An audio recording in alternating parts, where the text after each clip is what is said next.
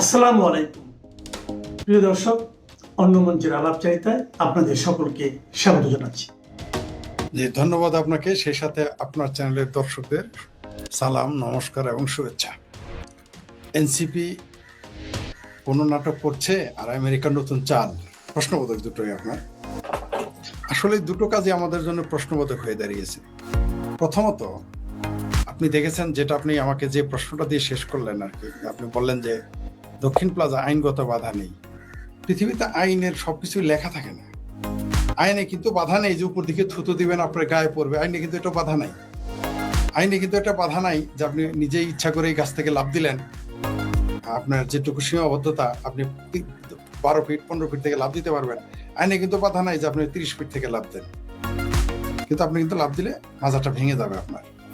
আইনে কিন্তু বাধা নাই যে আপনি, আইনে কিন্তু এটা বলা নাই যে আপনি রাস্তায় কুকুরকে খাওয়াবেন ইচ্ছা করে, বা আপনি আইনে কিন্তু এটাও বাধা নাই যে আপনি কিন্তু 1000 লোককে খাওয়াবেন।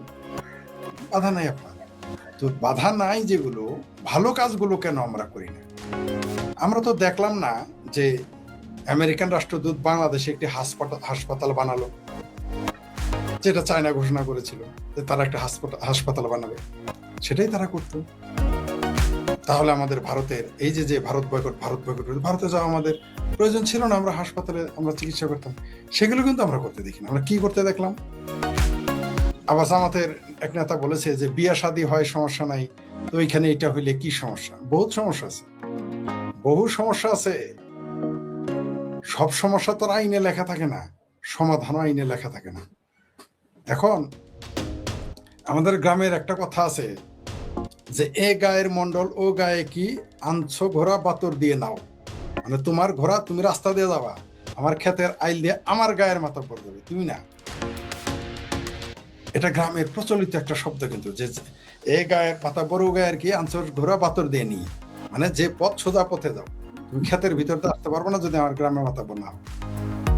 তো এরা যারা করলো, মাতাব্বরকে নিজের ক্ষেতের উপর দিয়ে যাইতে দিল 7 সমুদ্র 13 নদীর পারে। এখন তাদের আমেরিকা খুব ভালো হয়ে গেছে। আসলে এটা কেন করেছে জানেন? এরা তো আমেরিকাতে চলে গিয়েছিল, এরা ইরানে চলে গিয়েছিল, ইরানের জানাজায় অংশগ্রহণ করেছে, তেহরানের কসাই খোমেনির জানাজায় অংশগ্রহণ করেছে। কোন খোমেনি? যে খোমেনিকে তাদের দোস্ত আমেরিকা মেরে ফেলেছে, সেই খোমেনি। তারপরে চাইনাতে গিয়েছিল চুক্তি করতে, কিছু করতে পেরেছে, অনেকগুলি করতে পারে নাই। এগুলো কভার করার জন্য তারা এই কাজটা করেছে, আর কোনো জায়গা ছিল না এটা পালন করার।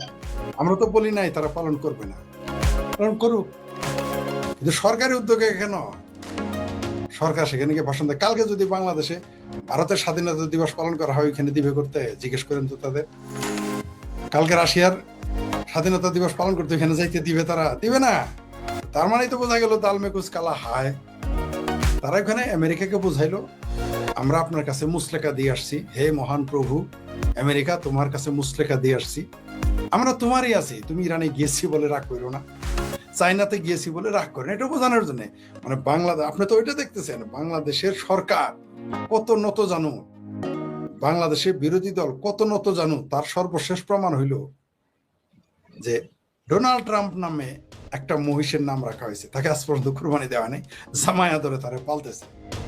এত ভীত, এত সন্ত্রস্ত, এত চিন্তিত এই বাংলাদেশের আমেরিকান গোলামেরা। এটা হওয়াটাই স্বাভাবিক,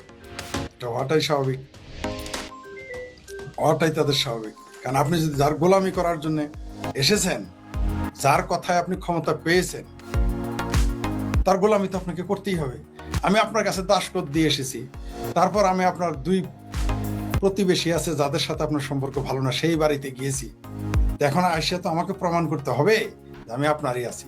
তারা ইরানে গিয়েছে, চাইনাতে গিয়েছে, সেটার বিরোধিতা প্রমাণ করার জন্যই তারা ওইখানে আমেরিকার স্বাধীনতা দিবস পালন করছে। এগুলো আমরা বুঝি। তবে এর মাধ্যমে বোঝা গেল যে মুক্তিযুদ্ধের পক্ষের বিরুদ্ধে, মুক্তিযুদ্ধের বিরুদ্ধ শক্তি এখন যেভাবে মাথাছেড়া দিয়ে উঠেছে, এর পিছনে যে কাদের ইন্ধন, সেটাও কিন্তু পরিষ্কার হয়ে যাচ্ছে দিনে দিনে।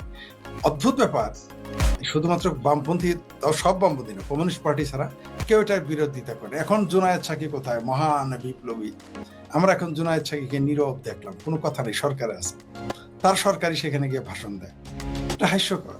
বাংলাদেশের মানুষ এগুলো দেখতেছে আর হাসতেছে, বিশ্ব এগুলো দেখতেছে আর হাসতেছে। জি, ধন্যবাদ।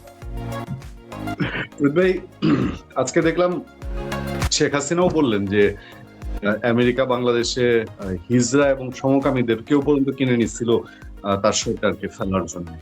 এই কিনে নেওয়া কি শুধু ওয়ান টাইম ছিল, যে শুধুমাত্র শেখ হাসিনার পতনটাই হবে, নাকি এদের আরো এজেন্ডা আছে? যাদেরকে কিনছিল আমেরিকা, ডলার দিয়ে কিনছিল, 37 মিলিয়ন ডলার দিয়ে, এটা তো মানে একটা প্রজেক্ট বেস না যে শেখ হাসিনা পতনের পরে এদের কাজ শেষ। এই দালালদের আর কি কি ক্ষেত্রে আমেরিকা ব্যবহার করতে পারে?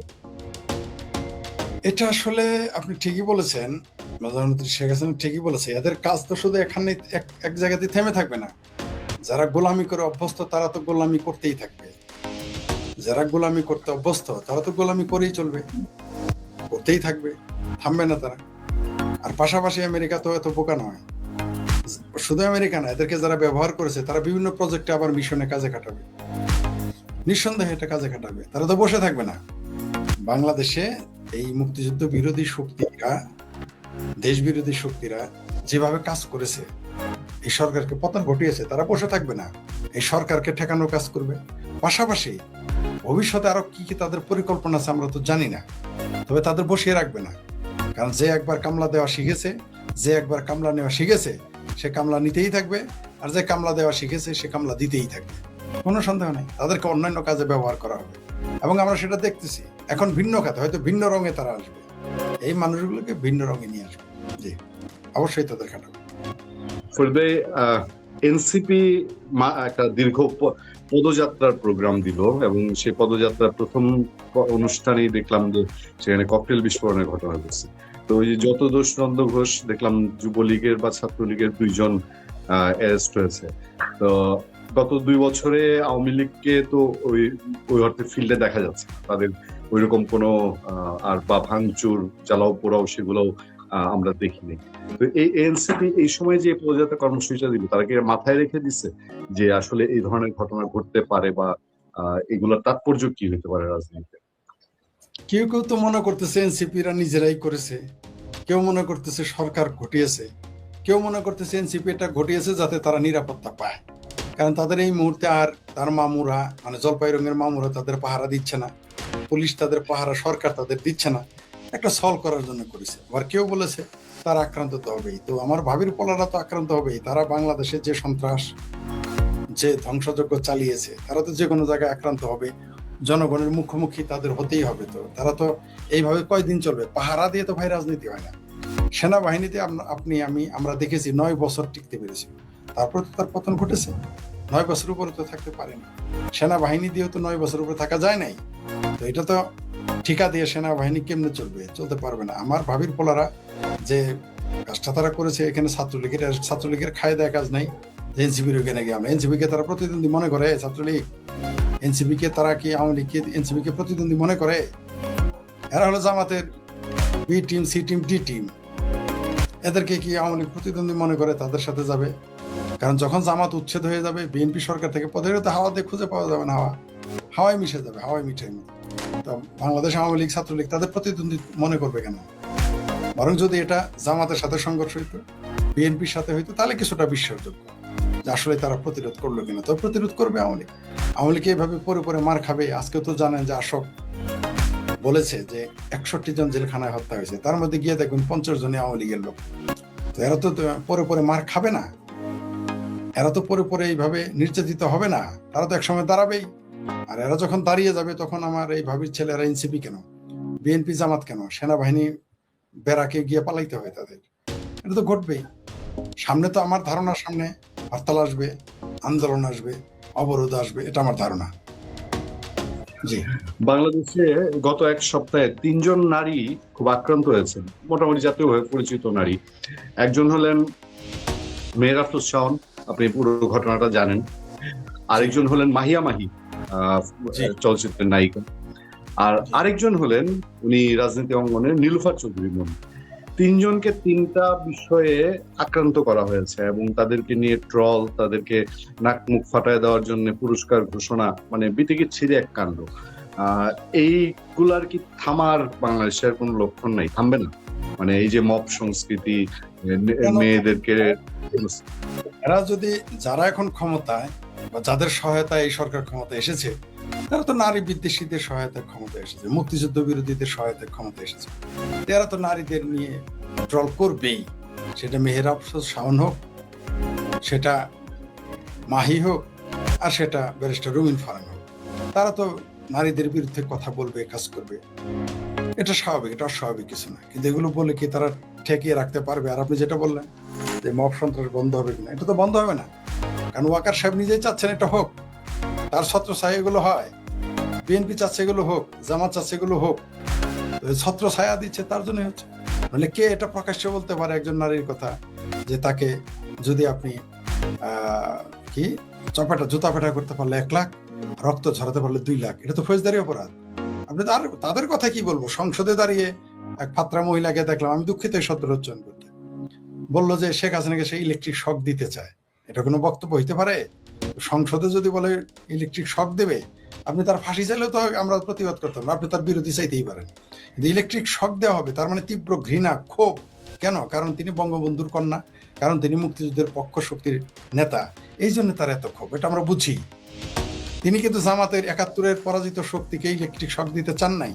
কাকে চেয়েছেন? শেখ হাসিনা। কি অপরাধ তার? কয়েকশো মানুষকে তিনি মেরে ফেলেছেন। যারা 30 লক্ষ মারলো তাদের ব্যাপারে কিন্তু তাদের বয়ান আমরা শুনি না। তো এগুলো আমরা মব করতেছে, ভায়োলেন্স করতেছে, সন্ত্রাস করতেছে, অরাজক পরিস্থিতি সৃষ্টি করতেছে, এগুলো বাংলাদেশ সরকার এবং সেনাবাহিনীর পৃষ্ঠপোষকতাতেই ঘটে। আমি বারবার বলে থাকি, রাষ্ট্রীয় পৃষ্ঠপোষকতা ছাড়া মন্দ কাজ তো দূরের কথা, আপনি একটা ভালো কাজও তো করতে পারবেন না। কোনো ভালো কাজ করে দেখেন তো, বড় কোনো ভালো কাজ আপনি রাষ্ট্রের মদত ছাড়া করতে পারবেন না, খারাপ কাজ তো পারবেনই না। পৃথিবীর যত খারাপ কাজ হয় বড় বড়, সবগুলোই রাষ্ট্রের মদত হয়, সম্ভবই না। আপনি গাছের পাতা ছিঁড়তে পারবেন না রাষ্ট্রের যদি পৃষ্ঠপোষকতা না থাকে, রাষ্ট্রের আস্কারা না থাকে। তার জন্য আম্মার জাম্মার শিবির জামাত এই কথাগুলো বলার দুঃসাহস তারা দেখিয়েছে। তাদের পরিবার তাদের আশ্রয় দিয়েছে, তাদের দল তাদের আশ্রয় দিয়েছে, সরকার এবং দেশের আইন শৃঙ্খলা বাহিনী তাকে আশ্রয় দিয়েছে, আস্কারা দিয়েছে। তার জন্য এগুলো বলতেছে, বলবে যতক্ষণ তারা ক্ষমতা আছে এগুলো বলবে। আবার যখন উল্টো হয়ে যাবে তখন উল্টো হবে, তখন আবার আওয়ামী লীগের হেলমেটের নিচে এই আম্মারেরা পালাবে, ওটা আমরা জানি। জি, আপনার স্থানীয় সরকার নির্বাচনের মোটামুটি তারিখ ঘোষণা হয়ে গেছে। আওয়ামী লীগের লোকজনের কি স্থানীয় সরকার নির্বাচনে অংশগ্রহণ করা সম্ভব হবে মনে করেন? আমি মনে করি না তাদের সম্ভব, কারণ তাদের নির্বাচন করতেই দিবে না। কারণ হলো আওয়ামী লীগের মানুষজন যদি, আওয়ামী লীগের কোনো ব্যক্তি যদি নির্বাচন করে তাহলে সবাই ফেল করবে। কারণ এই 17-18 মাসে ডক্টর ইউনূস যা করে গেছে, 4 মাসে বিএনপি যা করেছে, মানুষ অসন্তুষ্ট। যে যতই গল্প করুক, গল্প এক জিনিস, রিয়ালিটি আরেক জিনিস। যদি এই মুহূর্তে আওয়ামী লীগপন্থী মানুষ নির্বাচন অংশগ্রহণ করতে পারে, তাহলে তাদের জামানত হারানো হতে পারে। তার জন্য তাদের ইলেকশন করতে দিবে না, আসলেই তাদের আক্রমণ করা হবে, দিবেই না। তারা তো বলেছে আওয়ামী লীগকে কোনোভাবেই তারা নির্বাচন করতে দিবে না, তো ঘোষণা করা হয়েছে, তারা করতে দিবে না বলেছে। আর তারা পারবেও না, কারণ এরা ইলেকশন করলে ওরা পাশ করবে না, তাই তাদের যে প্রতিহত করবে বর্তমান সরকারে যারা আছে। তাই তাদের গত 2টা 15 আগস্ট কিভাবে পালিত হয়েছে আপনি দেখেছেন, বাধা বিঘ্নের মধ্যে দিয়ে। এইবারের 15 আগস্টে কি নতুন কোন তাৎপর্য দেখা যাবে বা কোনো চেঞ্জ দেখা যাবে মনে হয়? এই সময় হয়তো ছাত্রলীগ, আওয়ামী লীগ বিচ্ছিন্নভাবে কিছু 15 আগস্ট তারা পালন করবে, কিছু সংঘর্ষ হবে। সরকার তো এটা করতে দিবেই না। যদি করার সুযোগ পায় তাহলে তো সারা দেশে বিশাল প্রভাব পড়বে, এরা ভয় পেয়ে যাবে, করতে দিবে না তারা। আওয়ামী লীগের, ছাত্রলীগ, যুবলীগ বা মুক্তিযুদ্ধের পক্ষের মানুষ বঙ্গবন্ধুর 15 আগস্ট তার শাহাদত বার্ষিকী বা শহীদ দিবস পালন করে শাহাদত বার্ষিকী পালন করার চেষ্টা তো করবেই, কিন্তু খুব একটা সফল হবে বলে আমার মনে হয় না, কারণ নির্যাতন নিপীড়ন করবে। এটা করতে দিবে না, সরকারও করতে দিবে না। এবং অদ্ভুত ব্যাপার, এই ব্যাপারে আমাদের দেশের সমাজের যারা সমাজপতি, বুদ্ধিজীবী, সাংবাদিক, মানবাধিকার কর্মী, রাজনীতিবিদ কেউ শব্দটি করেন না, অথচ প্রতিদিন লাখো লাখো শিশু বলাৎকার হচ্ছে, ধর্ষণ হচ্ছে নির্মম ভাবে। আপনি দেখেন কি ভয়ঙ্কর ব্যাপার, যে তার মা বাবা মনে করেছে তার পাইলস হয়েছে, অর্থাৎ তার যদি ঘা হওয়ার আগ পর্যন্ত, মানে এদের বেহেস্তের কি লোভ রে ভাই। একজন বলাৎকার করে করে ঘা বানিয়ে বেহেস্তে যায়, আরেকজন ঘা হয়ে গেল তার মা বাবা মনে করে বেহেস্তে তো যেতে হবে। প্রেস কনফারেন্সে বলেছে এগুলো নাকি অতিশয়োক্তি। কত বড় হারে হারামজাদা এই বাংলাদেশের কৌমেলতি মৌলবীর গোষ্ঠী, কত বড় হারে হারামজাদা। মানে চরিপে চরি ফেরবি সেনা জরি কাম তো করেছে, আকাম কুকাম করার পরে আবার বলে এটা নাকি অপপ্রচার। কত বড় বদমাইশেরা! আর বাংলাদেশের প্রশাসন নীরব, রাজনীতিবিদেরা নীরব, আইন এখানে নীরব, মানবাধিকার সংস্থা নীরব, শিশু অধিকারের সংস্থা এখন নীরব, সবাই নীরব। কারণ কি? কারণ ওটা মাদ্রাসা, ওখানে যাওয়া যাবে না। ওইখানে যদি ধ্বংস করে, ওখানে শুধু ছাত্র ছাত্রী নয়, ছাত্র ছাত্রীর মা বাবাকে নিয়েও ধর্ষণ এবং বলাৎকার করে, তবুও কিছু বলা যাবে না। কারণ এক ধর্ম, মানে ধর্মটা যেহেতু, এই যে কার্ল মার্কস যে বলেছিলেন ধর্ম একটা আফিম, আর সর্বশেষ চাইনা যে বলেছে ইসলাম ইজ এ মেন্টাল ইলনেস, এটা কিন্তু বারবার প্রমাণিত হচ্ছে। আমরা এর আগে দেখেছি, আপনার চ্যানেলও বলেছেন, অন্য চ্যানেলও দেখেছি, যে তার শিশুকে নির্যাতন করতেছে, সে বলে কোনো কমপ্লেইন করবে না। কারণ কি? কারণ ইসলাম খতরমে চলে যাবে। তাকে ভয় দিয়ে, অনেকে বলছে তাকে ভয় দেখিয়েছে। আমার মনে হয় এগুলো বেশিরভাগ নীরব থাকে যে ধর্মের বদনাম হবে, কিন্তু এটা করে যে ধর্মের আরো বদনাম করতেছে, অর্থাৎ রোগটা যে আরো বাড়াচ্ছে। অর্থাৎ ক্যান্সারের রোগের একটা লেভেল থাকে, প্রথম স্টেজ, দ্বিতীয় স্টেজ, তৃতীয়, চতুর্থ। চতুর্থ স্টেজে গেলে পৃথিবীর কোনো ডাক্তার নাই তাকে রক্ষা করতে পারে। প্রথম স্টেজে গেলে আপনি কিউর হতে পারার সম্ভাবনা 90% বা 95। সেকেন্ড স্টেজে গেলে আপনাকে অন্তত দীর্ঘমেয়াদী বেঁচে রাখা যাবে। থার্ড স্টেজে গেলেও একটা সার্টেন টাইম পর্যন্ত আপনাকে বাঁচিয়ে রাখা যাবে। কিন্তু চতুর্থ স্টেজে গেলে কিন্তু আপনি আর বাঁচবেন না যদি রোগটা গোপন রাখেন। আমাদের মৌলবীরা মনে করতেছে এদের যে বলৎকারী রোগটাকে তারা গোপন করবে, কখনো ধর্মের ছায়ায়, কখনো রাষ্ট্রের ছত্র ছায়ায়, কিন্তু তারা জানতেছে না তাদের এটা কিন্তু চতুর্থ স্টেজে পৌঁছে যাচ্ছে। অর্থাৎ এই বাংলাদেশের মানুষ কিন্তু একদিন মাদ্রাসা চালিয়ে দেওয়া শুরু করবে, মাদ্রাসা চালিয়ে দেবে। আপনি দেখবেন এই যে আপনি এক আন্দোলন করে যাচ্ছেন, আজকে আপনি যখন আমাকে বললেন, প্রিয় দর্শক আপনাদের একটা উদাহরণ দেয়, টিটু আজকে আমাকে যখন ফোন করে, সাইফুল বাদী টিটু, এমন কিছু শব্দ আমি তো প্রথমে ভয় পেয়ে গেছি। সে বলেছে, ফরিদ ভাই, এই টিটু বলেছে আমাকে, ফরিদ ভাই আমি যদি আত্মহতি দেই, মানে সে যদি আত্মহত্যা করে এই দুঃখে ক্ষোভে, তাহলে ফরিদ ভাই আমাদের কাজগুলো এগিয়ে নিয়ে যাবেন আপনারা। বুঝতে পারেনি কি বলতে চাই সে।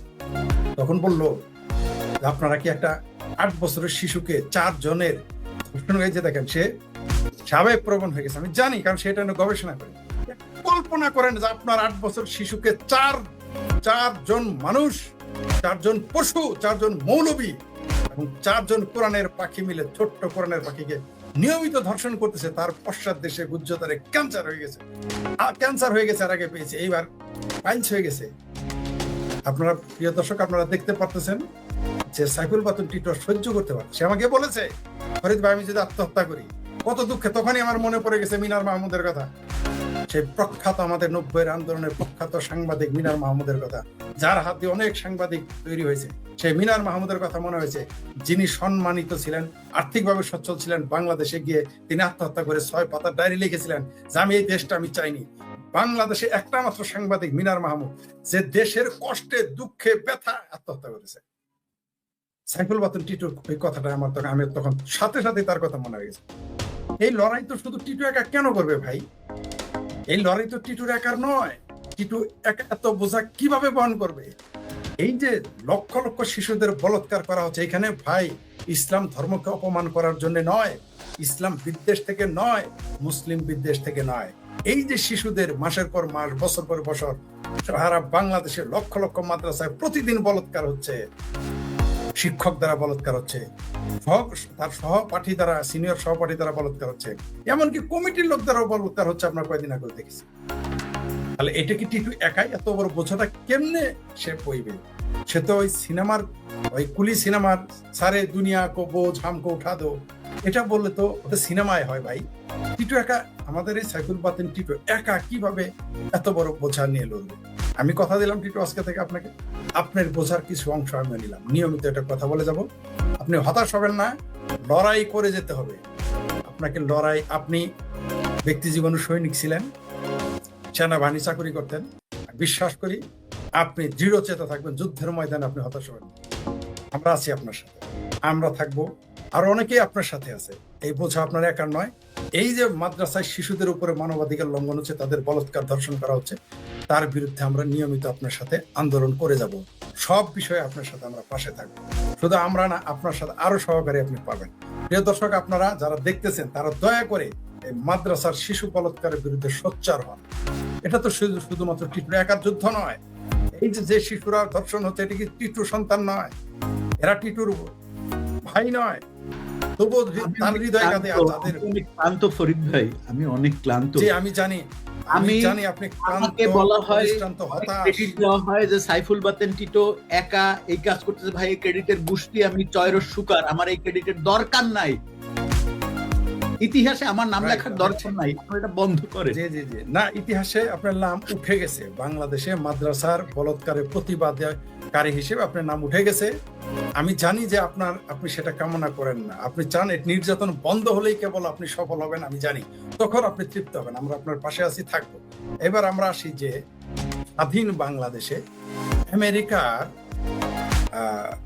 আমেরিকার জাতীয় দিবস পালন করা হলো, স্বাধীনতা দিবস পালন করা হলো। এর আগে কিন্তু পাকিস্তানের স্বাধীনতা দিবসও পালন করা হয়েছে, আপনারা জানেন। এই স্বাধীন বাংলাদেশে আমরা দেখেছি এবং এখনো দেখছি। তো আজকে যদি সেখানে আপনি ভারতের স্বাধীনতা দিবস পালন করতেন, বা আমি করতাম, বা আওয়ামী লীগ সরকার করতেন, তাহলে কিন্তু এতক্ষণ বলতো বাংলাদেশটা ভারত হয়ে গেছে। এই পাকিস্তানপন্থীরা যারা আজকে পাকিস্তানের স্বাধীনতা দিবস পালন করলো, যারা আমেরিকার স্বাধীনতা দিবস পালন করলো, আপনার যেটা আপনি বলেন আমাদের পবিত্র জাতীয় সংসদের দক্ষিণ প্লাজায় তো দূরের কথা, কোনো মাঠে যদি এটা পালন করতাম আমরা, তাহলে বলতো ভারতের দালালেরা চলে এসেছে। অথচ এই বাংলাদেশে আমরা যদি রাশিয়ার স্বাধীনতা নিয়ে কথা বলতাম, তাহলে বলতো রাশিয়ার দালাল এসে গেছে, ভারতের দালাল এসে গেছে। কিন্তু আমরা আগামীতে পালন করি, করে দেখি এদের প্রতিবাদ আমরা বিভিন্ন ভাবেই করি। এই ব্যাপারে আমি বারবার বলে থাকি, অধ্যাপক এমেরিটাস অধ্যাপক, আমার পরম পূজনীয়, সম্মানিত, যার বই পড়ে আমি আলোকিত হয়েছি, যার বই পড়ে আমি বিপ্লবী হওয়ার রসদ জোগাড় করেছি, এবং আজকে যে আমি আমার যে স্পিরিট, কথা বলার শক্তি, সাহস, অনেকের অন্তত 10-12 জনের লেখকের অবদান রয়েছে। তার একজন অধ্যাপক সিরাজুল ইসলাম চৌধুরী, তিনি একটা লেখায় বলেছিলেন যে মৌলবাদ আর সাম্রাজ্যবাদ পরস্পরের বন্ধু। তার সর্বশেষ প্রমাণ আমরা দেখতে পেলাম এই যে দক্ষিণ প্লাজা। আপনি এটা ঠিকই বলেছেন যে আমেরিকার পরীক্ষিত বন্ধু বা জামাতের পরীক্ষিত বন্ধু আমেরিকা, কোনো সন্দেহ নেই, এটা সে সত্য বলেছে। যদিও জামাতের কাজ হলো সারাদিন ঠাড়া পড়া, মিথ্যা কথা বলা।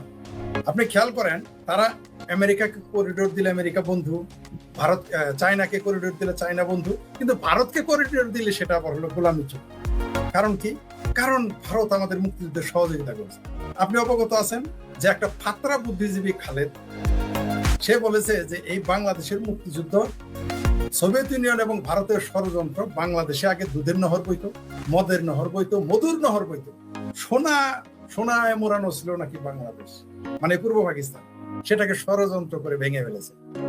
মানে এই দেশের স্বাধীনতা, মুক্তিযুদ্ধ, বঙ্গবন্ধু, ৭২ সংবিধানের বিরুদ্ধে প্রতি মুহূর্তে মুহুর্মুহুর আক্রমণ চলতেছে। আমাদের দুর্ভাগ্য যে আওয়ামী লীগের মতো একটা শক্তিশালী বড় দল থাকতেও এই সমস্ত রাজনৈতিক ফাত্রামি আমাদের দেখতে হচ্ছে। এরা এদের প্রটেক্ট করতে পারতেছে না, এদের প্রতিরোধ করতে পারতেছে না, অথচ লাখো লাখো কোটি কোটি তাদের সমর্থন কর্মী। আপনি নিশ্চিত থাকেন আমেরিকার সাথে কিন্তু ভারতের সম্পর্ক আবার উন্নত হবে, ডেভেলপ হবে। এমনকি আমি এই আন্দোলনের পতনের পরেও বলেছিলাম, আওয়ামী লীগ উচ্ছেদের পরে, যে আবারও কিন্তু ভারত এবং আওয়ামী লীগের সাথে আমেরিকার সম্পর্ক ভালো হবে। তখন দেখবেন এরা কত মিছিল করে, মিছিলের ঠেলাই পোলাবে না। দক্ষিণ প্লাজায় এই যে তারা স্বাধীনতা দিবস পালন করে, তারা কিন্তু একটা ফাঁদে পড়ে গেছে। ভবিষ্যতে যখন আমেরিকার বিরুদ্ধে মিছিল করবে, তখন জামাত কোন মুখে মিছিল করবে আমি তো বুঝতে পারতেছি না ভাই। তারা কিন্তু তার ফাঁদে তারাই পড়ে গেছে, বুঝতেই পারতেছে না।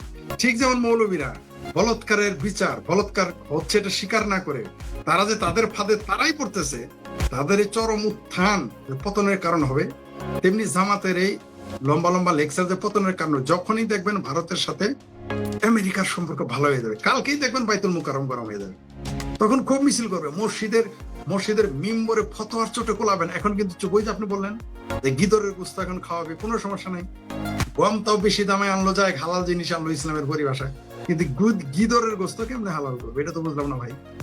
এই যে ভণ্ডামি, এই যে বাংলাদেশে ইসলামের রাজনীতি, বাংলাদেশে মুসলমানিত্ব, ইসলাম, এগুলো হচ্ছে ফাত্রামি।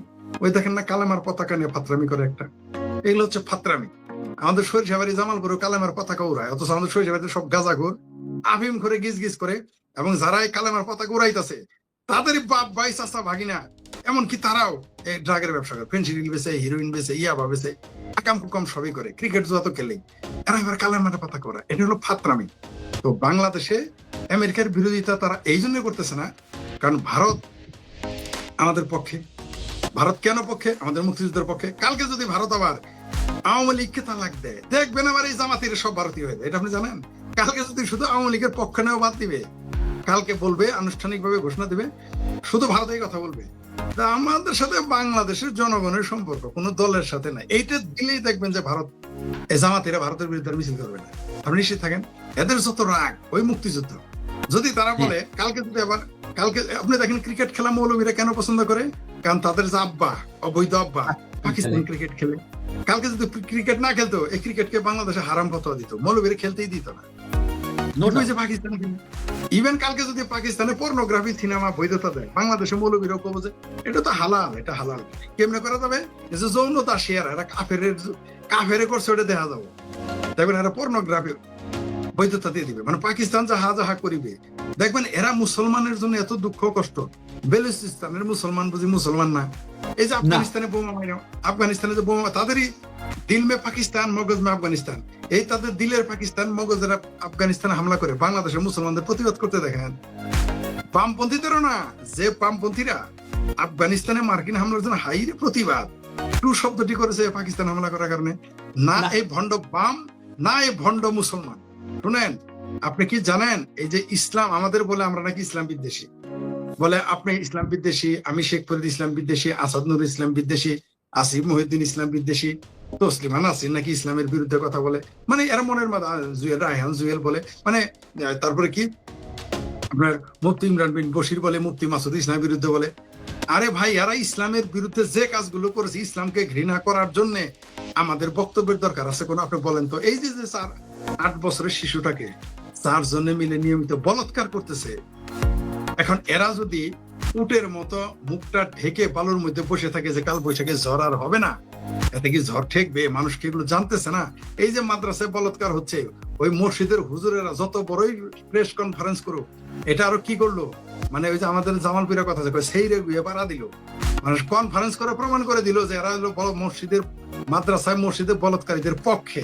এটা সারা পৃথিবীর মানুষকে বোকা মনে করে মৌলভী সাহেবেরা। এরা কি এতই বোকা মনে করে? এরা যে বোকা, এই বোকারা তা জানে না, বুঝতেছে না তারা। তো আপনি যেটা বলেন, ওই জামাতিরাও যে মৌলবীদের পক্ষে নিয়েছে, এই আমেরিকার পক্ষ নিয়েছে, এদের চরিত্রগুলো কিন্তু প্রকাশ হচ্ছে দিনে দিনে। এবং এগুলো দরকার ছিল 2024 সাল না আসলে 5ই আগস্ট আমরা কিন্তু এদের স্বরূপ চিনতে পারতাম না। এই বদমাইশ গুলো কিন্তু এই জামাতের কিন্তু স্লোগান দিত, রুশ ভারত মার্কিন ফুরিয়ে গেছি তোদের দিন। আগে স্লোগান দিত রুশ ভারত দালালের হুঁশিয়ার সাবধান, তারপরে দিল রুশ ভারত মার্কিন ফুরিয়ে গেছে তোদের দিন। এখন মার্কিন হয়ে গেছে আব্বা, না না পাকিস্তান এখন মার্কিন আব্বা, চাইনা জ্যাঠা, চীন খালু, ঠিক আছে? পাকিস্তান হলো খালু আর ভারত হলো গোলালু। তার সব জায়গায় মানে ভাত নাই পেটে ভারত, তেল নাই গাড়িতে ভারত, আবার গালি দিব ভারত, ভিসা চাই ভারত। মানে এই ব্যাপারে আমরা ওই যে সলিমুল্লাহ খানকেও সমালোচনা করি, তারপরে আহমদ সভাকেও সমালোচনা করি। কিন্তু আহমদ সভার ওই যে বাঙালি মুসলমানের মন, যেটা আপনি অডিওতে আনছিলেন, বাঙালি মুসলমানের মন মানে এটা কিন্তু সে অসাধারণ লিখছে। এটা কিন্তু অসাধারণ। আপনি বিশ্বাস করেন, আমি প্রতি মাসে একবার হলো তার আমি যেগুলো বেশি বেশি পড়ি, তার মধ্যে একটা হলো ওই প্রবন্ধটা মাসে একবার হলো আমি চোখ বুলাই, কারণ আমি জানি এটাই বাংলা। মানে আমার ধারণা বাঙালি মুসলমানের মান হচ্ছে আহমদ সফার শ্রেষ্ঠ অর্জন, তার শ্রেষ্ঠ সৃষ্টি। আমার ধারণা তার যত লেখা আছে, আপনি দেখেন যখন আবুল ফজল জিয়ার মন্ত্রী সবাই চলে গেল, আপনি ওটা অডিও নিজেই আপনি করেছিলেন, মাথায় টুপি দিয়ে নাস্তিক আবুল ফজল, সে চলে গেল জিয়ার শিক্ষামন্ত্রী হতে। এই হচ্ছে বাঙালি মুসলমান। আমি অনেকেরই চিনি। এই যে জামাতের কিন্তু সবাই এখন কিন্তু মানুষ জানে যে জামাতের ধর্মটা হচ্ছে হাতিয়ার। জামাতের আপনি একটা জিনিস দেখবেন, আমি জানি আপনি এই কাজটা করেন, সেটি হচ্ছে নিউজ, মানে যা হয় তার আপনি নিউজ পড়ার থেকে বেশি মন্তব্য পড়েন। জামাতের এখন কোন নিউজ যদি কোথাও ছাপা হয়, আপনি নিচে দেখবেন যে কত ভাবে মানুষ লেখে মুনাফেক। প্রিয় দর্শক বন্ধুরা, আমি মুনাফেক ভণ্ড ধর্মের ব্যবসায় বাটপার এগুলো লেগে রাজা। হ্যাঁ, আমি একটু আপনাদেরকে একটু বিষয়টা বলি, আপনারা একটু নিজেদের বুদ্ধি খাটাইয়া, বিবেচনা খাটাইয়া, মাথাটা একটু খাটাইয়া একটু জিনিস চিন্তা করেন।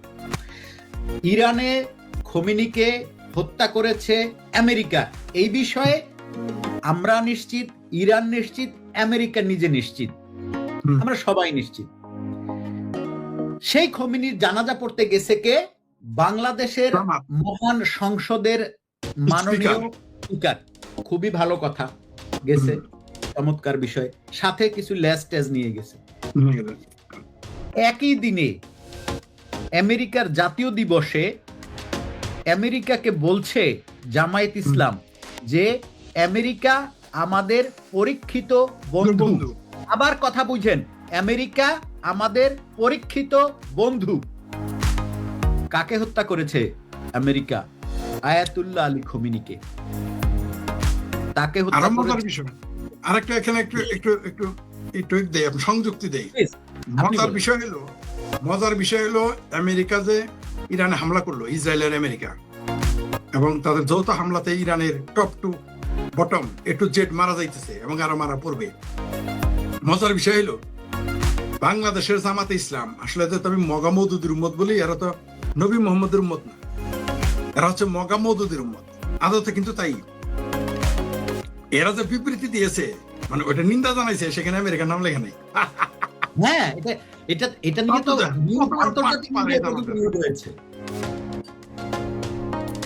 বাংলাদেশের জনগণের সাথে কত বড় পাটপারি করলো মুসলমানের সাথে, এটা আর বলে না। আরো মজার বিষয় যে কালকে যখন আমি বললাম, তো আবারও বলি, কালকে মানে আজ না হোক কাল তো হবেই, আজ না হোক 1 মাস পরে, 1 মাস না হোক 1 বছর পরে এরা কিন্তু আবার ভারতের সাথে সুসম্পর্ক করবে। কারণ এই যে 18 কোটি মানুষের জন্য তো এই 55,000 বর্গ মাইলের জন্য তো লক্ষ লক্ষ বর্গ মাইলের দেশ এবং 150 কোটি মানুষের মার্কেট তো আমেরিকা হাতছাড়া করবে না। এত পাগল তো আমেরিকা না, মোটেই না। তাহলে আজ হোক কাল হোক তাদের একটা সমঝোতা হবেই, সেটা যে কোনো ভাবে হোক। তখন দেখবেন যে এই বাটপার গুলো, যারা আজকে বললো দক্ষিণ প্লাজায়, আমার যদি কথাটা রিপিট হচ্ছে কিন্তু মনে করিয়ে দেই, এই বাটপার গুলো দেখবেন তখন আবার আমেরিকার বিরুদ্ধে মিছিল। তখন বলবে কি, সব কাফের বন্ধু, সব কাফের ভাই ভাই, সব কাফের এক হয়ে গেছে, সব কাফের এক। কিন্তু আরো অদ্ভুত ব্যাপার, এদের দ্বিচারিতা দেখেন, এরা কিন্তু শিয়াদের কাফেরও মনে করে আবার। মানে বিষয়টা দেখেন, একদিকে দেখেন কত বড় বাটপার, একসাথে শিয়ারে কাফের মনে করে আবার তার জানা যায় গেছে। আরো মজার বিষয় যে আমেরিকাকে শত্রু মনে করে আবার বন্ধু মনে করে। আমেরিকা যে তার ওইখানে, আচ্ছা টিটু আপনাকে একটু কথা বলি, আপনার ভাতিজাকে যে মেরে ফেলবে, মানে আপনি তো দূরের কথা, আপনার সন্তান তো দূরের কথা, আপনার গ্রামে বরিশালে যে হামলা করবে, সে তো আমি দুশ্মন হিসেবে গ্রহণ করবো তাকে, আমি অবশ্যই, তাই না? কারণ আপনার সাথে আমার সুসম্পর্ক আছে। আপনি যদি, আমি কেন, যদি জামালপুরের কোন একটা লোকের আপনার সামনে অপমান করে, আমি জানি আপনি আমার কারণে জামালপুরের মানুষের পক্ষ নেবেন, এই ব্যাপারটা কি হয়েছে দেখি, ঠিক না? তাইলে সেই জায়গায় এরা নাকি ইরানের এত বড় বন্ধু, তাহলে আমেরিকা যে তাদের মেয়ের তক্তা বানাই দিল, সব গায়েব করে দিল, টু শব্দটি নাই, আমেরিকার নামটা পর্যন্ত নিতে সাহস না। ভাই কার কথা বলবো, যে আমেরিকার প্রেসিডেন্টের নামে মিল রেখে একটা মহিষের নাম রেখেছে, আপনি জানেন, সে মহিষটাকে কুরবানি দেওয়ার মুরদ নাই এই দেশের মানুষের। আবার এরা বলে আল্লাহ ছাড়া কারো দেখে ডরাই না, কিন্তু আসলে আমেরিকার দেখে ডরায়, ইসরায়েলের দেখে এমন ডরায় যে খোমেনির জানা যায়, খোমেনির পোলা আসে। আপনি খেয়াল করেছেন ফাতরামি গুলো? আমাদের স্পিকার কিন্তু জানে যে শিয়ারা, বিশ্বাস করে শিয়ারা কাফের, যারা গেছে তারাও জানে শিয়ারা কাফের। আমি কালকে জামাতে এক লোকের ফোন দিয়েছিলাম, আমার একটা ভিডিও আসছিল খোমেনি নিয়ে, সে সমালোচনা করছে যে ভাই তাহলে কি আমরা জানাজাও যেতে দিবেন না আপনারা, আপনি কি কারো জানাজা জানাবে? হ্যাঁ যাই, আমি সবার জানাজায় যাই, শত্রু মিত্র অবশ্য, কেন আমি শ্মশান ঘাটে যাই, জানা কেন যাব না, কিন্তু আমার স্ট্যান্ড কিন্তু বদলে না। অর্থাৎ আমি শত্রুর জানাজায় গেছি, আমি বলেছি যে এটা আমার শত্রু, হ্যাঁ আমি জেনে বুঝে গিয়েছি।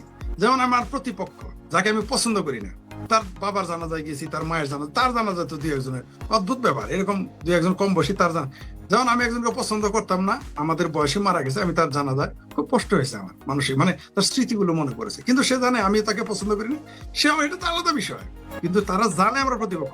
তাহলে সেটা কি তুমি স্বীকার করেছো? তুমি কি স্বীকার করেছো ইরান কাফের, তারপরেও গেছো? তুমি কি স্বীকার করেছো আমেরিকা তাকে মেরেছে? স্বীকার করেনি।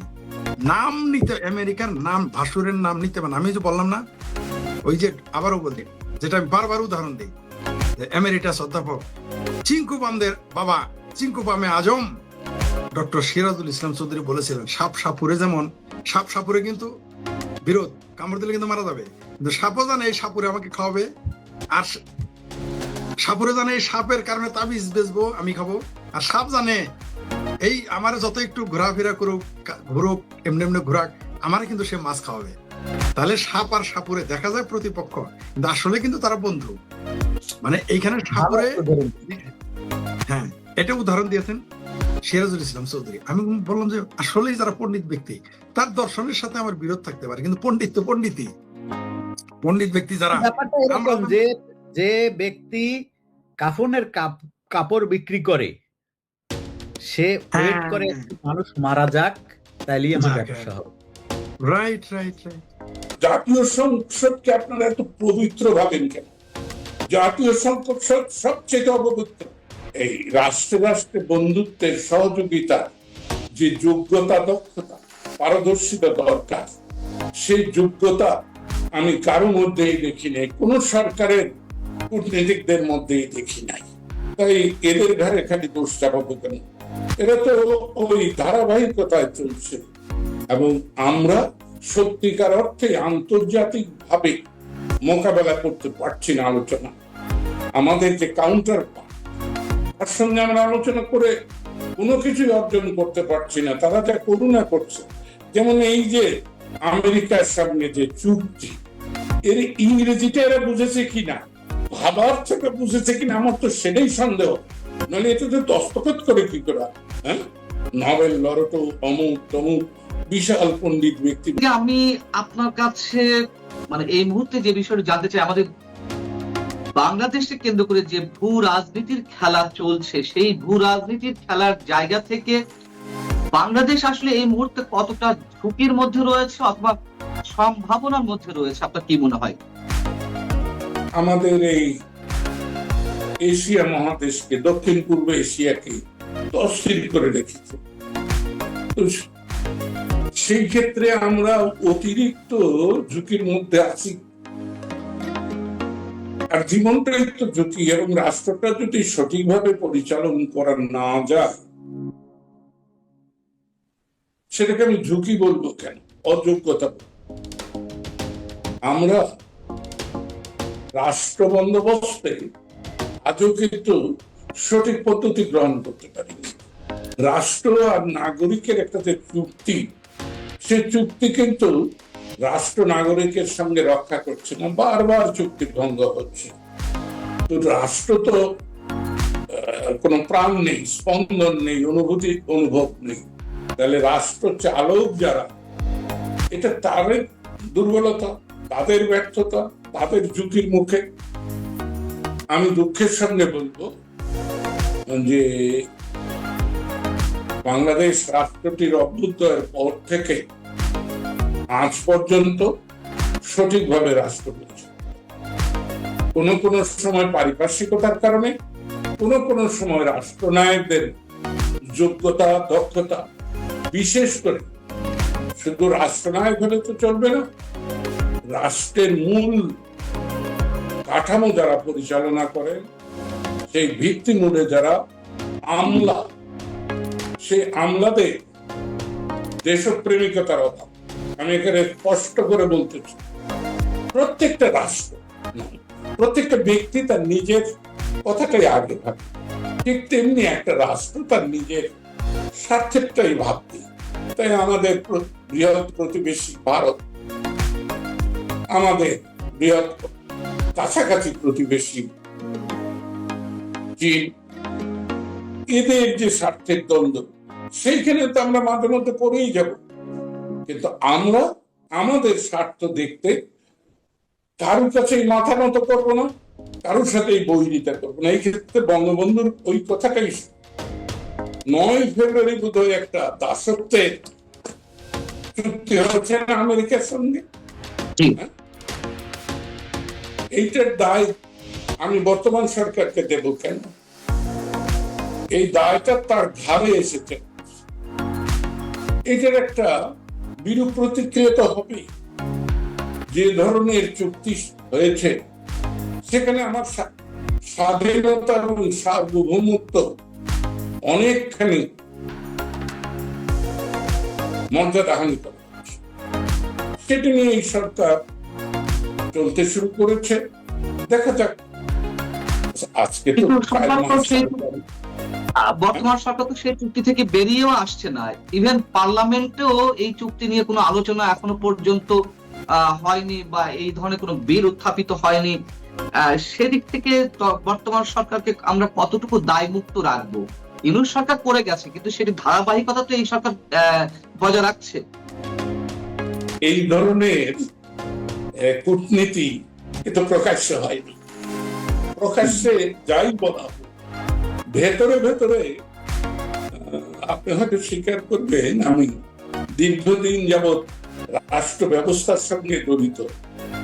এই প্রকাশ্যে যে কথা বলা হয়, ভেতরে কিন্তু তেমন না, চেষ্টা চলতে থাকে। আমি মনে করব যে এই সরকার, বর্তমান সরকার ওই দায়বদ্ধতা থেকে, বাংলাদেশের মর্যাদাহানিকর চুক্তির থেকে বেরিয়ে আসার জন্য অবশ্যই কাজ করছে।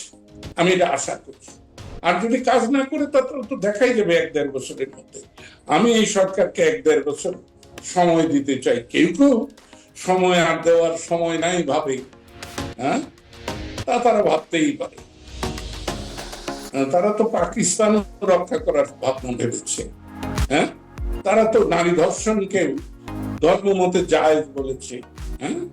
তাই তারা কি ভাবছে সেটা না, আমি ভাবছি যেদেরকে আমি একটা সম্মানজনক গ্রহণযোগ্য সময় অবশ্যই দেওয়া উচিত।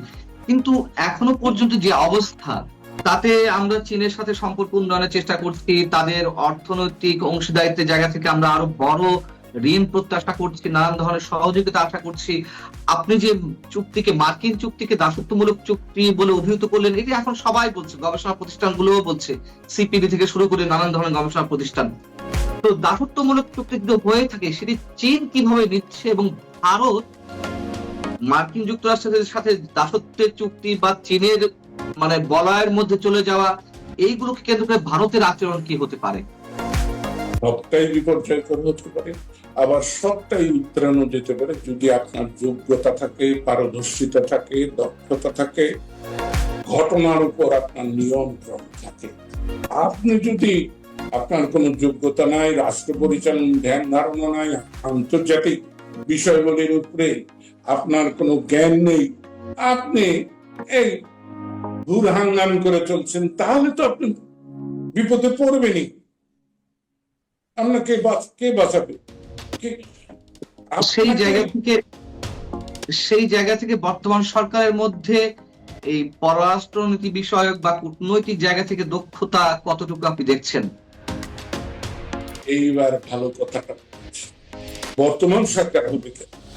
আমাকে যদি দেশবাসী অনুমতি দেয়, আমি বলবো তো যে এই রাষ্ট্রে রাষ্ট্রে বন্ধুত্বের সহযোগিতা যে যোগ্যতা, দক্ষতা, পারদর্শিতা দরকার, সেই যোগ্যতা আমি কারো মধ্যেই দেখি নাই, কোন সরকারের কূটনীতিকদের মধ্যেই দেখি নাই।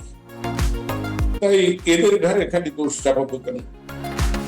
এরা তো ওই ধারাবাহিকতায় চলছে, এবং আমরা সত্যিকার অর্থে আন্তর্জাতিক ভাবে মোকাবেলা করতে পারছি না। আলোচনা, আমাদের যে কাউন্টার পার্ট, তার সঙ্গে আমরা আলোচনা করে কোনো কিছুই অর্জন করতে পারছি না। তারা যা করুণা করছে, যেমন এই যে আমেরিকার সঙ্গে যে চুক্তি, এর ইংরেজিটা এরা বুঝেছে কিনা, ভাবার্থটা বুঝেছে কিনা, আমার তো সেটাই সন্দেহ।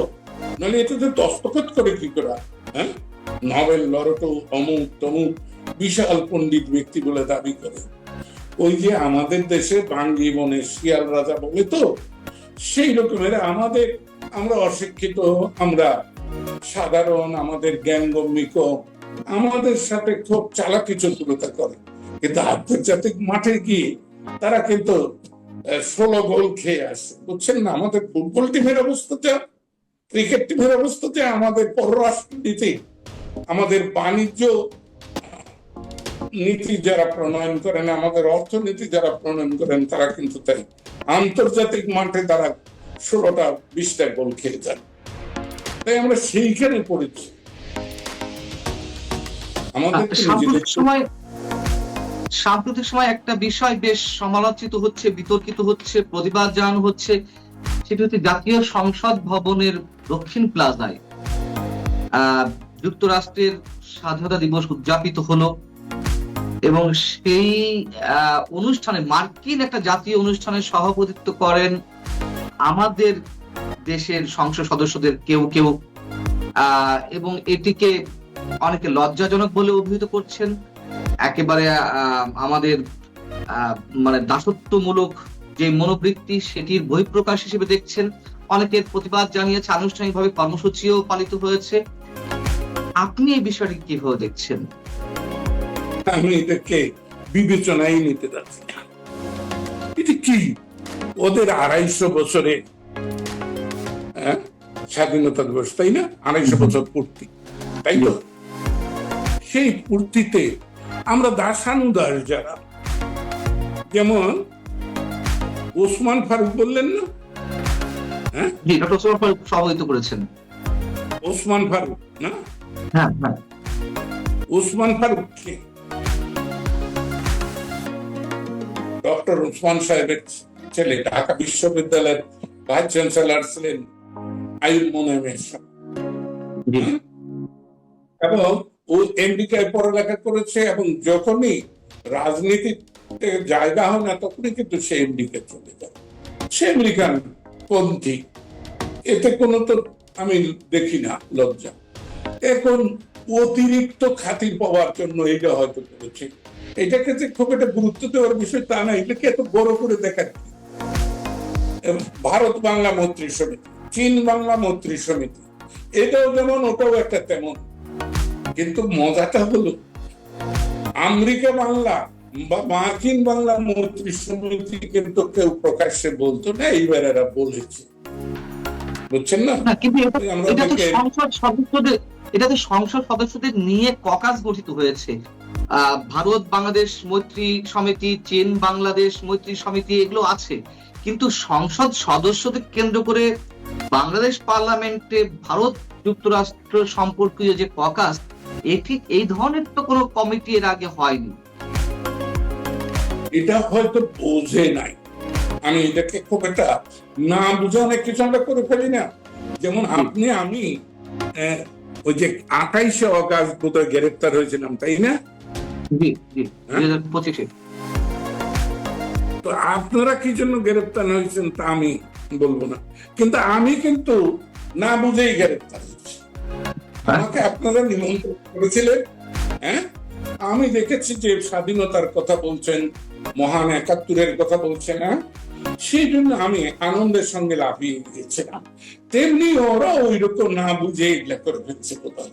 এটাকে এত গুরুত্ব দেওয়ার দরকারটা কি? হ্যাঁ, আমি এটাকে গুরুত্ব দিই না। আমি ফারুক রাজনীতির কি? যখনই জনগণের স্বার্থ বিরোধী কোন শক্তি রাষ্ট্র ক্ষমতায় আছে, তখনই ফারুকের মতো লোকরা কোন সময় মন্ত্রী হয়, কোন সময় সংসদ সদস্য। আপনি লক্ষ্য করুন যে 1954 সালে যারা বিতাড়িত হয়েছিল নির্বাচনের ভোটে যুক্তফ্রন্টের কাছে, তারা কিন্তু আবার আইয়ুব খান যখন সামরিক শাসনে বিডি মেম্বারের নির্বাচন করে, তাদের পুনরুত্থান হয়েছিল। আবার 70-এ তারা বিতাড়িত হয়, 71-এর যুদ্ধে পরাজিত হয়, আবার 75-এ বঙ্গবন্ধু হত্যার পরে কিন্তু তারা আবার রাষ্ট্র ক্ষমতায় আসে। কথাটা বুঝছেন না? এরা সেই দলের লোক। এদেরকে নিয়ে এত ভাববার দরকারটা কি? আপনি আমি সঠিক হই, মানুষ স্বাধীনতাটা কি, 71-এর মুক্তিযুদ্ধটা কি, সেইটাকে হৃদয়ে ধারণ করুক, হ্যাঁ, তাহলেই কিন্তু কোন বৈরী শক্তি এর মোকাবেলা করতে পারবে না। আমরা তো জনগণকে সাথে নিচ্ছি না। কিন্তু এটি যদি আমরা বড় বড় ব্যক্তিগত কথা- জায়গা থেকে হতো, ডক্টর ওসমান ফারুক ব্যক্তিগত জায়গা থেকে, পার্সোনাল রিলেশনশিপ থেকে এই ধরনের অনুষ্ঠানে সভাপতিত্ব করেছেন, বা জাতীয় সংসদে দক্ষিণ প্লাজায় মার্কিন অনুষ্ঠান অনুষ্ঠিত হয়েছে কারো কারো ব্যক্তি ইচ্ছার জায়গা থেকে, তাহলে আপনি যদি বলছেন আমরা একমত পোষণ করতে পারতাম। কিন্তু এটা তো পুরো রাষ্ট্রীয় একটা সিদ্ধান্তের বিষয়। আমাকে যখন টানতে চান আমি ওখানে যাব না, জায়গাটা খুব আচ্ছা। পরিষ্কার করে বলে দেবো। আমাকে দেখ পরিষ্কারটা শুনে, সেটা হলো জাতীয় সংসদকে আপনারা এত পবিত্র ভাবেন কেন? জাতীয় সংসদ সবচেয়ে অপবিত্র।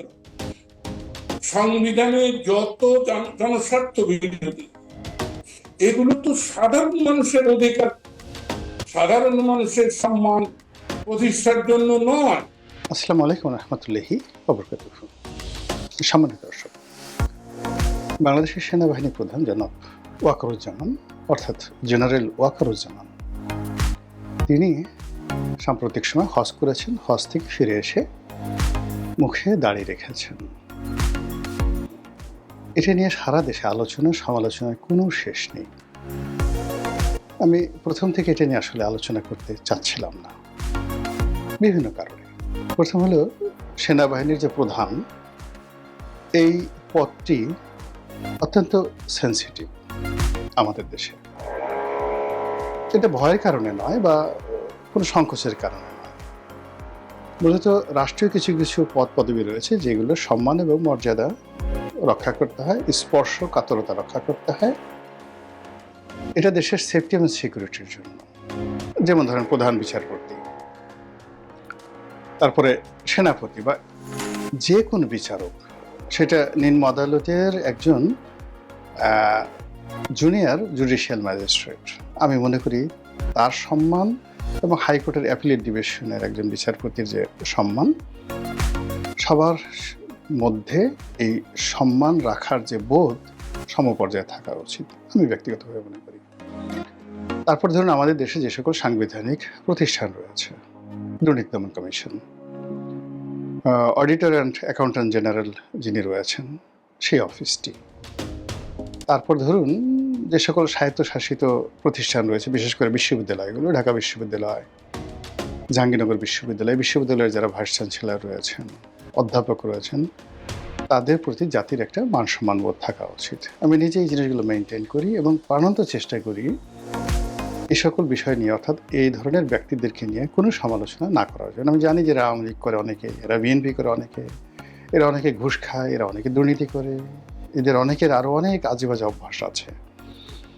কিন্তু তারপরেও ব্যক্তিগতভাবে আমি আজকে এতদিন যাবত যে সোশ্যাল মিডিয়াতে আছি, পত্রপত্রিকায় লিখছি, আমি সবসময় সংযত আচরণ করি। তো সেই দিক থেকে জেনারেল ওয়াকারুজ্জামান, তাকে নিয়ে আমি যে কতবারই কথাবার্তা বলেছি, প্রাণান্ত চেষ্টা করেছি পজিটিভ কথা বলার জন্য, কখনো নেতিবাচক কথা গত 2 বছরে বলিনি। তো সেই ভদ্রলোক দাঁড়িয়ে রেখেছেন, এটা একান্তই তার ব্যক্তিগত বিষয়। তিনি নামাজ যদি কোথাও হয়, বঙ্গভবনে কয়েকবার নামাজ পড়েছেন, সেই দৃশ্য সামনে এসছে, তিনি ইমামতি করেছেন। করতেই পারেন, লোকজন বলার চেষ্টা করছেন যে এটা কী ধরনের কথা, তাকে কি আমরা ইমামতি করার জন্য নিয়োগ দিয়েছি নাকি? তিনি সেনাপ্রধান, যুদ্ধের ময়দানে তিনি যুদ্ধ করবেন। তার যদি এত ইমামতি পছন্দ হয়, ভালো কথা, থেকে বাইতুল মোকাররমে সে খতিবগিরি করে নিতে পারে। এই লোকগুলো তো বলছে। তারপর আবার তিনি যখন দাড়ি লেখেছেন, সবাই বলার চেষ্টা করছে, হায় হায় হায়, এ কী হলো? পুরো সেনাবাহিনীকে সে এখন ইসলামাইজেশনের দিকে নিয়ে গেল। কেউ কেউ জঙ্গিদের মদতদাতা বলার চেষ্টা করছে, কেউ তাকে আরও বাজে কথা বলার চেষ্টা করছে, অমুকের সাথে সম্পর্ক, তমুকের সাথে সম্পর্ক। কেউ হয়তো তার ব্যক্তিগত ছবিটাকে আরও বিকৃতি করে বলার চেষ্টা করছে, দেখো দেখো দেখো, আগে তো ভালো ছিল, দাড়ি রাখার পর এখন কেমন দেখাচ্ছে, এরকম দেখাচ্ছে। যে যার মতো করে। এখন ইন্টারনেটে তো আপনি যদি এআইকে বলেন যে আমি ওর এরকম একটা ছবি দেন, যে এই ছবিটাকে তুমি এমনভাবে এঁকে দাও যাকে দেখলে মানুষ রাগ হবে, যাকে দেখলে মানুষ গালি দেবে, বা তুমি এভাবে ছবি দেখে দাও যাকে দেখলে মানুষ সালাম দেবে, ওভাবে এআই আপনাকে একটা ছবি এঁকে দেবে। এরকম ছবিগুলো মানুষ পোস্ট করছে, অহরহ পোস্ট করছে। এর মধ্যে যারা ইসলামপন্থী রয়েছেন তারা ভীষণ রকম খুশি যে না, এইবারে প্রথম সত্যিকারতে আমরা একজন সেনাপ্রধান পেলাম যিনি আমাদের জন্য জিহাদে কুল্লিয়া, এটি মানে পারফর্ম করতে পারবেন। জিহাদে কুল্লিয়া, একের সর্বোচ্চ জিহাদ। এই দেশটিকে, এই দেশের মানুষকে একেবারে ইসলামের যে পরিপূর্ণ স্বাদ, আহ্লাদ, টেস্ট, রুচি, অভিরুচি যা কিছু বোঝায়, এটা সম্ভবত জেনারেল ওয়াকরুজ্জামানের মাধ্যমেই সম্ভব। এদেশে তাদের যে একটা দীর্ঘদিন ইসলামী বিপ্লব বা তারা যেভাবে স্বপ্ন দেখে, যারা হুজুর আছেন, বিশেষ করে দেলোয়ার হোসেন সাঈদী, মানে আমাদের দেশে ইসলামী যারা বক্তা রয়েছেন তাদের সবার মেন্টর। মানে ওনার সুর, তাল, লয়, ওনার যুক্তিকে কপি করেনি এরকম কোনো বক্তা বাংলাদেশে এখন পর্যন্ত আমি দেখিনি। মানে বাংলা সাহিত্যে এখনো পর্যন্ত যেভাবে রবীন্দ্রনাথের প্রভাব, কোনো লেখক কবি কয়েকজন চেষ্টা করেছেন, বুদ্ধদেব বসু চেষ্টা করেছেন, সুকান্ত চেষ্টা করেছেন, তারপর যাকে বলা হয় আরও অনেকে, যেমন ধরুন সুনীল গঙ্গোপাধ্যায় চেষ্টা করেছেন, মাইকেল, মানে রবীন্দ্র যুগে যারা আছেন, কিন্তু তারপরেও ঘুরে ফিরে তারা রবীন্দ্রনাথের কথা বলেছেন, খুব লড়াই করেছেন যে না, আমরা ভুলেও রবীন্দ্রনাথের একটা ট্রু শব্দ উচ্চারণ করব না। কিন্তু নিজের অজান্তে তারা রবীন্দ্রনাথকে মানে অনুকরণ না করে পারেননি। একইভাবে আমাদের ওয়াজের ময়দানে বহু মানুষ আছে যারা দেলোয়ার হোসেন সাঈদী, জামাতের যে চিন্তা চেতনা, এই জিনিসগুলোকে তারা অনুসরণ করেন না, অনেক ক্ষেত্রে ঘৃণা করেন। অনেক সময় তাদের মনে করেন যে দেলোয়ার হোসেন সাঈদী এবং জামাত যে জিনিসগুলো প্রচারণা করে এগুলো অন ইসলামিক। কিন্তু তিনি যেভাবে মিলাদের টান দিচ্ছেন, যেভাবে সূরা তেলাওয়াত করছেন, যে সকল গল্প বলছেন, কাহিনী বলছেন, হাদিস বলছেন, ওইগুলোকে উপজীব্য করে সাঈদী বিরোধী যারা আছে, একজন সিঙ্গেল লোক পাবেন না তাদের ওয়াজের মধ্যে, বক্তব্যের মধ্যে সাঈদীর সেই বক্তব্যগুলো নেই, সবার মধ্যে আছে। এই জন্য আমি আসলে বাংলাদেশের যেটাকে বলা হয় ওয়াজ বলতে যা বোঝায় সবসময় এটাকে মনে করি একেবারে এখানে মাস্টার মাইন্ড বলেন, বটবৃক্ষ বলেন, ফাউন্ডেশন বলেন, সেটা সাঈদী সাহেবের মাধ্যমে। তো সাঈদী সাহেব যেটা বলে আসছেন যে সচিবালয়ে, সেক্রেটারিয়েটে এই মুসলমানের দেশে এমন সেক্রেটারি থাকবে যার মুখে থাকবে দাড়ি, নামাজে রুখতে হবে তিনি দাঁড়িয়ে যাবেন, ইমামতি করবেন, সবাই সচিবালয়ের সবাই তার পেছনে দাঁড়াবে, দুর্নীতি বন্ধ। মুসল্লিরা বলে সুবহানাল্লাহ, আলহামদুলিল্লাহ, আল্লাহ আমাদের দেশে কবে এরকম দিন আসবে। তিনি প্রচার করেছেন প্রধানমন্ত্রী হবেন সেই ব্যক্তি যিনি বাইতুল মাকরমের মিম্বরে দাঁড়িয়ে তিনি খুতবা দিবেন জাতির উদ্দেশ্যে, তিনি জুমার নামাজ পড়াবেন, জাস্ট লাইক হযরত উমরের মতো, আবু বকরের মতো, উসমানের মতো, আলীর মতো। সবাই বললেন আল্লাহ তুমি কবুল করো, এরকম নেতা আমাদেরকে দান করো। আল্লাহ, সাঈদী সাহেব যদি এরকম প্রধানমন্ত্রী হতেন, এরকম সবাই স্বপ্ন দেখতেন। একই কথা তিনি বলতেন বঙ্গভবনে যে থাকবে তাকে ওইভাবে জামাতে ইমামতি করতে হবে। এই স্বপ্নটা ৮০-র দশক থেকে ব্যাপকভাবে মানুষের মধ্যে মানে গ্রথিত হয়েছে, বপিত হয়েছে, মানে গ্রন্থনা করা হয়েছে, উপস্থাপনা করা হয়েছে, এবং ওটা মানুষের মনে মস্তিষ্কে ঢুকে গেছে। ফলে কি হলো, আমরা যখন কোনো মন্ত্রী, মিনিস্টার, কোনো সরকারি কর্মকর্তা, আমলা কারোর মধ্যেই ধর্ম কর্ম দেখি, মুহূর্তের মধ্যে আমরা তাকে খলিফা উমরের পর্যায়ে নিয়ে যাই, এবং সে যে তলে তলে ঘুষ খায়, দুর্নীতি করে, নারী কেলেঙ্কারি আছে, এই জিনিসগুলো আমরা ভাবতেই চাই না, আমরা ওর মধ্যেই সব কিছু দেখি। এইভাবে কিন্তু এই ৮০-র দশক, ৯০-র দশক পুরো সময়টা আসছে, এবং আমরা এই স্বপ্নকে লালন পালন করে আসছি। এবং সেই স্বপ্নের মধ্যে অলনে ছাড়েন যখন আমরা ইউনূস জামানাতে দেখলাম যে আমাদের দেশে একজন ক্যাবিনেট সেক্রেটারি আব্দুর রশিদ তার মুখে দাঁড়িয়ে আছে, শেখ হাসিনার জামানাতে একজন ক্যাবিনেট সচিব তার মুখে দাঁড়িয়ে আছে। সুবহানাল্লাহ, এ তো অনেক ভালো কথা। আবার যখন আমরা এই প্রথম আমাদের অনেক প্রধান বিচারপতি তারা পরিণত বয়সে দাড়ি রাখেন, তো ওটা নিয়ে আসলে কখনো আলোচনা হয়নি। বহু দাড়িওয়ালা প্রধান বিচারপতি ছিলেন, এবং কিছু কতিপয় প্রধান বিচারপতি ছিলেন যাদের দাড়ি এত সুন্দরভাবে মানিয়েছে, বিশেষ করে বিচারপতি মোস্তফা কামাল, আব্বাসউদ্দিন সাহেবের ছেলে। ও মাই গড, মানে যেমনি শিক্ষা তেমনি দীক্ষা, তেমনি কথা, তেমনি চেহারা, সুরত এবং তার সঙ্গে দাড়ি, এরকম অনন্য ব্যক্তিত্ব সম্পন্ন প্রধান বিচারপতি আমি দেখিনি। বিচারপতি রব ছিলেন, আব্দুর রব ছিল, জাস্টিস রব ছিলেন, অসাধারণ লেখাপড়া জানতেন। তো বিচারাঙ্গনে অনেকে দাঁড়িয়ে রেখেছেন। আবার এই যে এখন যে প্রধান বিচারপতি আছেন, ওনার মুখে দাঁড়িয়ে আছে, কিন্তু তার বাবা জাস্টিস আব্দুর রহমান, তার মুখে দাঁড়িয়ে ছিল না। কিন্তু কোনো সেনা প্রধান এইভাবে দাঁড়িয়ে রেখেছেন ক্ষমতায় থাকা অবস্থায়, এটা আমরা দেখিনি। আবার ক্ষমতা থেকে যাওয়ার পর মৃত্যুর আগে দাঁড়িয়ে রেখেছেন ওইরকম খুব কম ছবি মুখে আসে যে সাবেক সেনাপ্রধানরা দাঁড়িয়ে রেখেছে। তো সেই ক্ষেত্রে জেনারেল ওয়াকারুজ্জামান যখন দাঁড়িয়ে রেখেছেন, এটা বাংলাদেশে ভীষণ রকম মানে যারা ইতিবাচক চিন্তা করেন দাঁড়িয়ে নিয়ে, ইসলাম নিয়ে, ইমতিহান নিয়ে, তাদের কাছে তিনি এখন রীতিমতো পীরে কামেল। তার মাধ্যমে মুক্তি, তার মাধ্যমেই বিরাট কিছু একটা হওয়ার সম্ভাবনা, এটা মাঠে ময়দানে হুজুরা প্রচার করা শুরু করে দিয়েছেন।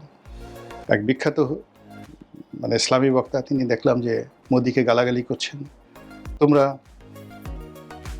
ভারতীয়দেরকে বলছেন তোমরা আমাদের ওয়াকারুজ্জামান সেনাপ্রধানের দাড়ি নিয়ে কটূক্তি করো, তোমাদের প্রধানমন্ত্রীর মুখে দাঁড়িয়ে তোমাদেরকে লজ্জা লাগে না? পারলে মোদির দাড়ি নিয়ে কোনো কথা বলো। তোমাদের অনেক আর্মি জেনারেল আছে, ফুল জেনারেল, লেফটেন্যান্ট জেনারেল, ফুল জেনারেল, যারা শিখ সম্প্রদায়ভুক্ত, তাদের মুখে দাঁড়িয়ে আছে। মাথায় লম্বা চুল এবং চুল ঢেকে রাখার জন্য তারা পাগড়ি পরে, মুসলমানদের মতো করে তারা পাগড়ি পরে। কই তাদেরকে তো তোমরা কিছু বলো না। আর আমাদের সেনা প্রধান দাঁড়িয়ে রাখছে, আর এটি নিয়ে তোমাদের এত জ্বলে কেন?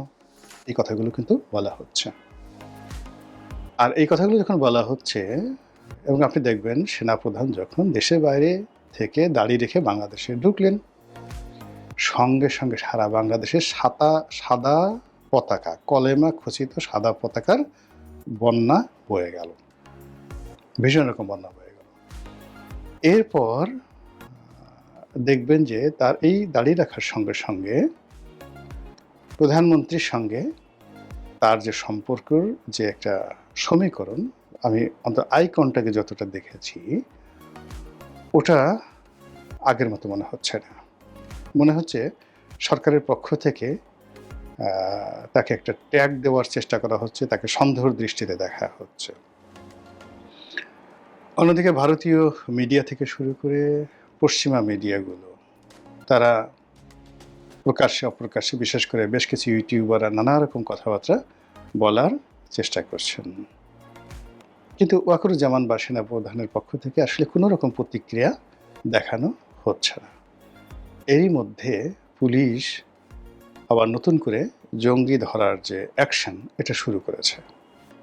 আর এটা তখনই শুরু করা হলো যখন একদিন পরে, যার একদিন আগে 4 তারিখে, জুলাই মাসের 4 তারিখে খুব মহা ধুমধাম করে আমাদের জাতীয় সংসদের দক্ষিণ প্লাজাতে আমেরিকার জাতীয় দিবস পালিত হলো।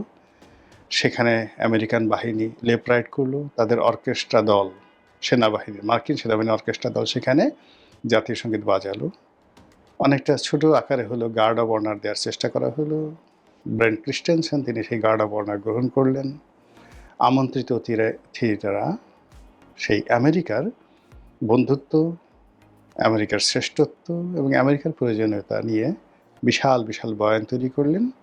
আর তার ঠিক 2 দিন পরে কি হলো, সঙ্গে সঙ্গে এই কি একটা নতুন সংগঠনের, তারা ওই কুম্ভ কেরাত শিখছিল, তাদেরকে গ্রেপ্তার করা হলো 15-16 জনকে, এবং এটা খুব একদম লাইমলাইটে চলে আসলো। তাহলে বোঝার চেষ্টা করুন যে পরিস্থিতি কোথায় চলে গেছে, এবং এইগুলো নিয়ে আলোচনা না করলে অনেকগুলো বিষয় অপূর্ণ থেকে যায়। মহান আল্লাহ আমাদের সবাইকে হেদায়েত দান করুন এবং হেফাজত করুন। আসসালামু আলাইকুম ওয়া রাহমাতুল্লাহি ওয়া বারাকাতুহু।